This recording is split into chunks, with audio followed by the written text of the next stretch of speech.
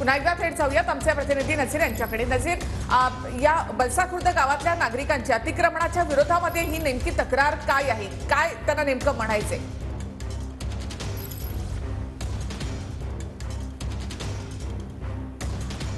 निखिला, खरं तर बलसा हा गाव पुनर्वसित गाव आहे आणि काही वर्षापूर्वी प्रशासनाकडून हा गाव वसवण्यात आला होता। मात्र ग्रामस्थांना पुनर्वसित गावामध्ये या ठिकाणी त्यांना जागा देण्यात आली होती। मात्र काही गाव गुंडांकडून या ठिकाणी गावामध्ये अतिक्रमण करण्यात आलंय आणि त्या विरोधात कुठेतरी ग्रामस्थ एकवटलेले आपल्याला पाहायला मिळत आहेत।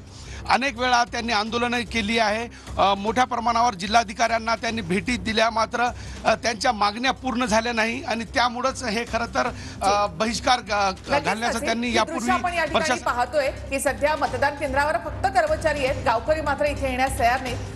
साधारणतः 100 मीटरवर जाऊन गावकरी त्या ठिकाणी उभे आहेत, तिथपर्यंत पोहोचणं आपल्याला शक्य आहे का? आपण त्या गावकऱ्यांशी बोलू शकतो का?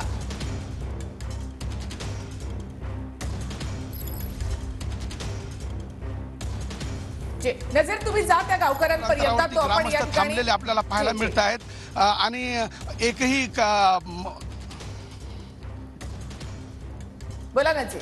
एकही ग्रामस्थ या ठिकाणी आलेला नाही। आपण प्रयत्न करूया ग्रामस्थांपर्यंत पोहोचण्याचा आणि या ठिकाणी कर्मचारी ठाण मांडून या ठिकाणी बसलेले आहे। शोकांतिका ही आहे की प्रशासनाकडून एकही अधिकारी या ठिकाणी ग्रामस्थांची मनधरणी करण्यासाठी आलेला नाही। त्यामुळेच ग्रामस्थांचा रोष कुठेतरी वाढलेला आपल्याला पाहायला मिळते।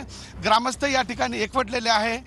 नेमकं जिल्हा प्रशासनाकडून त्यांना ज्या अपेक्षा होत्या त्या अपेक्षा पूर्ण झाल्या नाहीत आणि त्यामुळेच कुठेतरी ग्रामस्थ आक्रमण होताना आपल्याला दिसून येत आहेत। काही ग्रामस्थ आपल्यासोबत आहेत, आपण त्यांच्याशी बातचीत करण्याचा प्रयत्न करूया। भाऊ, काय सांगाल? मतदान प्रक्रिया सुरू आहे, मतदानावर तुम्ही बहिष्कार घातलाय कारण आमच्या समोरच्या झोपडपट्टीमुळे केलेला आहे। प्रशासनाला तुम्ही अनेक वेळा विनवण्या केल्या, मात्र प्रशासनाने याकडे लक्ष दिलं नाही असा आरोप आहे तुमचा? आरोप आहेच आणि आतापर्यंत प्रशासनानं आमच्यावर लक्ष दिलेलं नाही। प्रशासनानं नाही आणि राजकीय पुढाऱ्यानं पण नाही। त्यामुळे आता राजकीय पुढारी आहेत पुढे, तर त्यांना मतदान कशामुळे करायचं? आमचा अधिकार आहे मतदान करायचा, पण राजकीय पुढारीच नाही आमच्या पाठीमागं, आमची कोणती समस्या सोडवत नाही, तर त्याला मतदान कशाला करायचे?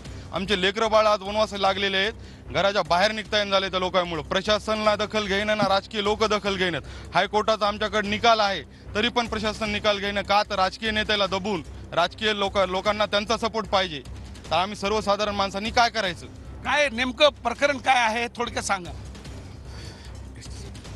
काय नेमकं प्रकरण आहे? प्रकरण असं आहे की जेव्हा 2009ला आमचं गाव पुनर्वसन झालेलं विद्यापीठमधून, 2009 नंतर या ठिकाणी बघू शकता की बाहेरील व्यक्तीनं अतिक्रमण केलेले खूप 1000 जो बाहेरचा पट्टा आहे पूर्ण गावाचा ग्रामपंचायत अंतर्गत, तो अतिक्रमण केलेला आहे। 2009 पासून ते अतिक्रमण जेव्हा झाल्यापासून तेव्हापासून आम्ही कोर्टामध्ये कंटेम्प्ट दाखल केलेले आहे। तेव्हापासून कोर्टाचा निकाल आमच्या बाजूने आहे। प्रशासनाला आम्ही प्रत्येक वेळेस निवेदन दिलेले आहेत आणि कोर्टाचा निकाल सुद्धा असताना प्रशासनाने कोणतीही दखल घेतलेली नाही। आणि यावेळेस आम्ही जेव्हा बहिष्कार, प्रशासनाचं म्हणणं होतं अतिक्रमण काढण्यासंदर्भात, प्रशासनाचं म्हणणं आहे की तुम्ही हा ग्रामपंचायतच्या लेवलवर आहे आणि तुम्ही तुमच्या लेवलला तुम्ही काढू शकताय। म्हणजे प्रशासनाचं एक काम आहे की असं आहे की तुम्ही तुमच्या दोन समाजामध्ये तुमच्या भांडणं करा आणि तुम्ही तुमच्या एकमेकाच्या अंगावर बसा, असं डायरेक्ट प्रशासनाचं म्हणणं आहे त्या पत्रातून।